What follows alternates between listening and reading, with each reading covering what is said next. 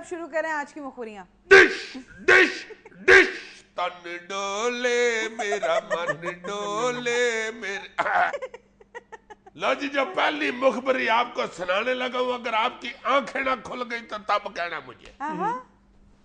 مخبری یہ ہے کہ یہ جو ہمارا دنیا چینل ہے نا, کیا مخبری سنانے لگے ہو؟ چپ رہا, بس کسی کو بتانا نا مجھے کہیں نکال ہی نہ دے. مخبری یہ ہے کہ ہمارے چینل کی کل 4تھی سالگرہ ہے. اس میں مخبری والی کیا بات ہے؟ ہاں جی, انہوں نے ہم سے چھپائی ہوئی ہے ابھی تک, چونکہ میں کہیں پہ سالگرہ پہ جاؤں تو میں 3-4 دن پہلے روٹی نہیں نہ کھاتا ہوں, ادھر کیک کھاتا ہوں میں. اچھا, مجھے تو کئی دفعہ کیک کھاتے ہوئے دوست کہتے ہیں کہ یار تم پیپل پارٹی میں ہو. تم پیٹ بھر کے کیک کھا لینا. میں پیٹ بھر کے نہیں کیک کھاتا, میں سارا منہ بھر کے کیک کھاتا ہوں. کیک کھاتے ہوئے تم کبھی مجھے دیکھ لو تو تم حیران ہو جاؤ. امان سے دور سے لگتا ہے کارٹون لگے ہوئے. بہرحال یہ تو ہے نا کہ دنیا نیوز نے جو صرف 4 سال کے عرصے میں کامیابیاں حاصل کی ہے وہ بہت سے لوگوں کے لیے حیرت کا باعث ہے. Dish dish dish. لو جی جو مخبری آپ کو سنانے لگا ہوں یقیناً آپ پریشان بھی ہوں گے اور حیران بھی ہوں گے. یہ پچھلے دنوں ہماری D8 کانفرنس جو ہوئی ہے جس میں ہم نے دنیا والوں پہ واضح کرنا تھا کہ پاکستان میں لا اینڈ آرڈر بہت اچھا ہے, اور ہم نے مختلف اسلامی ممالک کے حکمرانوں کو ہیڈز کو بڑھایا تھا ادھر. اس میں ملیشیا کے ڈپٹی وزیر اعظم صاحب یہاں تشریف لائے تھے. طے یہ تھا کہ کانفرنس کے دوران انہوں نے پریزیڈنسی میں جانا تھا پریزیڈنٹ صاحب سے ملاقات کرنے کے لیے. جب وہ ٹائم کے مطابق وہاں پہنچے تو ادھر ان کو بتایا گیا جی کہ صاحب بہت بزی ہیں. ہاں, ان کو کہا گیا کہ جناب بزی ہیں صاحب اس وقت. انہوں نے کہا کوئی بات نہیں, میں انتظار کر لیتا ہوں. ان کو کہا گیا کہ نہیں جناب یہ آدھا ٹائم لگ جائے گا, وہ کسی سے ملاقات کر رہے ہیں, آپ اپنے ہوٹل میں چلے جائیں, آپ کو بلا لیں گے. انہوں نے یہ بھی برداشت کر لیا, انہوں نے کہا نو پرابلم. وہ باہر نکلے, جب انہوں نے کہا کہ میں بندے میرے جو ہیں وہ جو ساتھ آئے تھے ادھر ہی ہوں گے, میں چلا جاتا ہوں. باہر آئے تو ان کے لوگ جو ہیں ان کو یہ ذہن میں تھا کہ اب 1.5-2 گھنٹے ان کو ادھر لگیں گے. وہ واپس جا چکے تھے ہوٹل میں. خیر جناب ان کو بلایا گیا اور ان کے ساتھ وہ واپس جانے لگے. جب تو واپسی پہ ان کی چیکنگ بہت سخت کی گئی کہ آپ یہاں آئے کیسے تھے اور اب ایک دم کیسے جا رہے ہیں.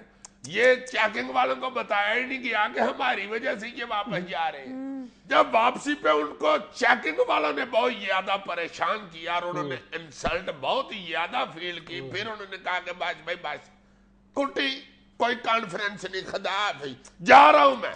لو جناب جب وہ ناراض ہو کے واپس جانے کے لیے ہوٹل گئے ہیں, پھر ہماری وزیر خارجہ صاحبہ کو پتا چلا اور انہوں نے دڑکی لگائی اور ان کو جا کے منایا, ان سے سوری کی کہ پلیز آپ نہ جائیں, مس انڈرسٹینڈنگ ہو گئی ہے.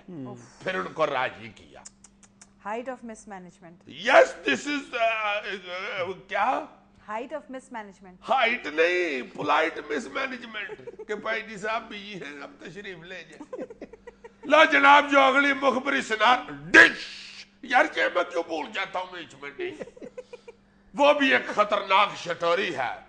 یہ جو موبائل کی کمپنیاں ہیں مختلف ہمارے ملک کے اندر جنہوں نے بے تحاشا یہاں پہ بزنس کیا ہے اور بہت سے لوگ اس کے امپلائیز بھی ہیں, ظاہر ہے یکروٹی بھی بہت کی لگی ہے لوگوں کی. اس میں خطرناک پہلو یہ شروع ہو گیا کہ تمہیں پتا ہے پاک ٹیلے کدھر کمپنی تھی وہ بند کیسے ہوئی تھی. کراچی میں جب بے نظیر محترمہ کے دور میں آپریشن شروع ہوا تھا تو اسے بند کیا گیا تھا صرف کراچی میں, جس پہ اس کمپنی کے ہیڈز جو تھے باہر کے ملکوں میں انہوں نے فورن میٹنگ کی تھی کہ مزید انویسٹمنٹ نہیں کرنی, لپیٹو واپس, اور وہ کمپنی بند ہو گئی تھی.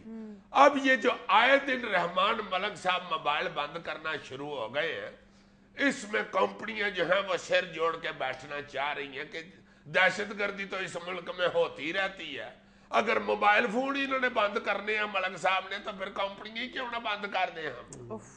اور یہ جو میں موبائل کمپنیاں بتا رہا ہوں یہ ٹیلی فون والی موبائل کمپنیاں. اور کون سی ہوتی ہیں؟ کہیں یہ سمجھتے پھرو کہ موبائل کمپنی کوئی بندہ اپنی کمپنی لے کے تو پھرتا رہتا ہے اس کو موبائل کمپنی کہتے ہیں. وہ کون سی ہوتی ہیں؟ یار ایک لچھے بنانے والا مجھے کہتا ہے میری موبائل کمپنی ہے. میں کہتا کیا بکواس کر رہے ہو, کل کرو. یہ کون سی کمپنی ہے؟ کہتا بھائی جی جو کمپنی ادھر ادھر پھرتی رہے نا اس کو موبائل کمپنی کہتے ہیں. اسی مخبری کا دوسرا پورشن بھی سن لو.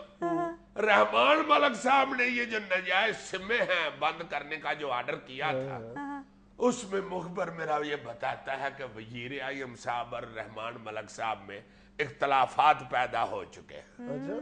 ملک صاحب نے فوری طور پہ وہ سمیں بند کرنے کا آرڈر کیا تھا.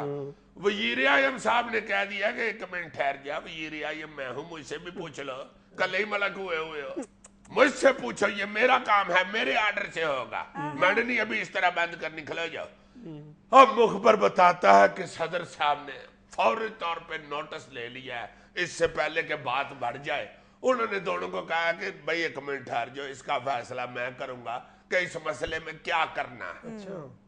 بڑا برا چھاکا پھکی تھی مخبر نہیں, اس نے اچھا اس طرح کہا ہے جیسے میٹھا کاٹ نہیں ہوتا چاہ میں. ڈش ایم ڈی واسا راول پنڈی. واسا ایک ایسا محکمہ ہے جو لوگوں کا ہاسا کٹا دیتا ہے, ایسی ایسی حرکتیں کرتا ہے. جو راول پنڈی کا واسا ہے اس کے جو ایم ڈی صاحب ہیں, مخبر میرا یہ کہتا ہے کہ یہ ایم ڈی صاحب کاٹ ہی آتے جاتے ہیں دفتر میں, یہ زیادہ تر سیروں پہ ہی رہتے ہیں, لاہور تو اکثر پھرتے رہتے ہیں, باہر کے ملک میں بھی چکر چکر لگا آتے ہیں. ہائے ہائے, اپنی طرح تو یہ ہے ان کی تھبنٹو لمبائی ہوں گے, وہ جیب میں ڈال کے نکل جاتی ہیں.